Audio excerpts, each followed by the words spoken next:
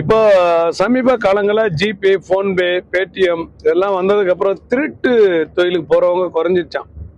இதுக்கு முன்னாடி வழிப்பறி பிக் பாக்கெட்லாம் அடிப்பாங்க. இப்போ அதெல்லாம் குறைஞ்சி போச்சான். இப்போ அவங்களாம் பெயிண்டர் வேலைக்கு போயிட்டாங்களாம்.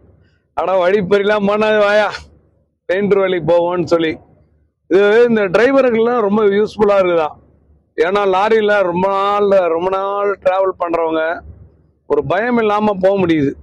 செல்லுலே மொத்த துட்டு இருக்குது. 6 கோடி ரூபா இருந்தா ஏத்துக்கன்றான் செல்ல காமிச்சு. அந்த அளவுக்கு டெக்னாலஜி வளர்ந்து போச்சு. ஒரு 5 ரூபான்னா கூட பஜ்ஜி கடையில் போய் 2 ரூபா 1 ரூபாய்க்கெல்லாம் பண்றவங்கலாம் உண்டு.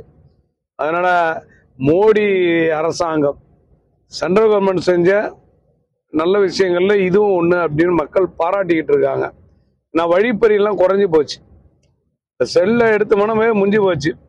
செல்லுல சில நேரத்துல அன்லாக் பண்ணி வைங்க. ஏன்னா ஒரு ஆக்சிடென்ட் ஆயிடுச்சுன்னா உங்களுக்கு யாருக்கு ஃபோன் பண்ணீங்கன்னு அந்த லாக் ஓப்பன் பண்ணாதான் தெரியும்.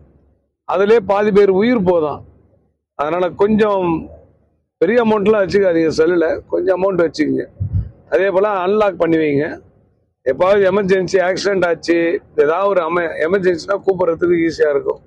நிறைய பேர் அந்த பார்கோட அதெல்லாம் போட்டு ஓப்பன் பண்றதுக்குள்ளவே போகுதுன்னு ஆயிடுதான்.